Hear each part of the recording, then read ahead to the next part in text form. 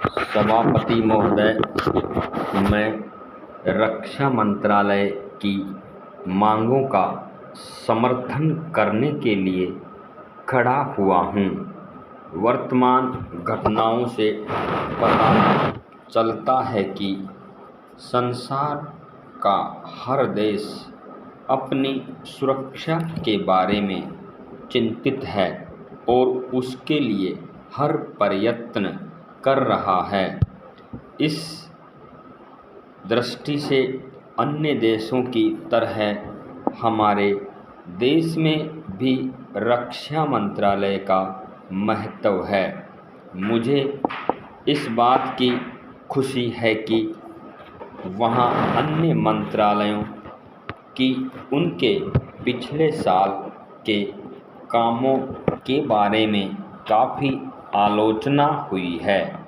वहाँ इस मंत्रालय की कम आलोचना हुई है।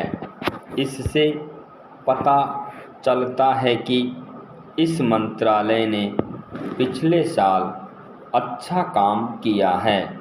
मोटे तौर पर किसी भी देश की सुरक्षा नीति का लक्ष्य यह होता है कि हमारे देशों, खास तौर से पड़ोसी देशों के साथ मित्रता के संबंध स्थापित हों और हम एक दूसरे के मामलों में हस्तक्षेप न करें।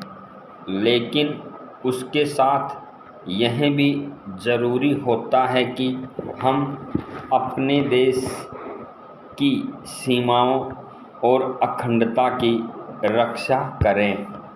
इसलिए हमारे देश का यह कर्तव्य हो जाता है कि हम अपने पड़ोसियों के कार्यों पर पूरी नज़र रखें, क्योंकि आज तक हमारे देश पर जो संकट आए वे हमारे पड़ोसियों से आए हैं। 1965 में पाकिस्तान के साथ जो लड़ाई हुई और उसके बाद ताशकंद में जो समझौता हुआ वह सिर्फ कागज़ पर ही रहा। पाकिस्तान उस पर कोई अमल नहीं किया। इस दृष्टि से बहुत ज़रूरी है कि हम अपने देश की सुरक्षा की हर तरह से व्यवस्था करें। हमारा उद्देश्य दूसरों पर आक्रमण करना नहीं है, लेकिन यदि हम पर कोई आक्रमण करे तो हममें इतनी शक्ति अवश्य होनी चाहिए कि हम इसका डटकर सामना कर सकें। आप जानते हैं कि पिछले दिनों पाकिस्तान को अमेरिका और चीन से काफ़ी मदद मिली है।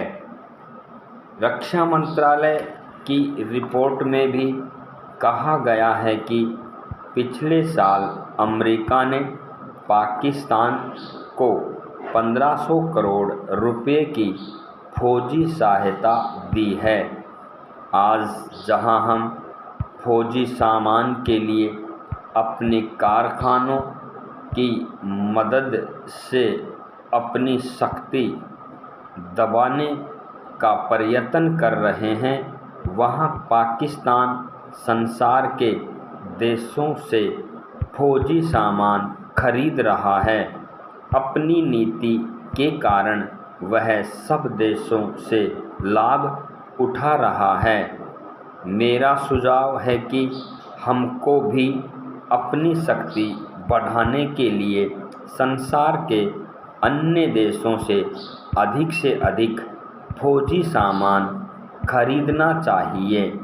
आज तिब्बत की सीमा पर चीन की 1.5 लाख फौज खड़ी है।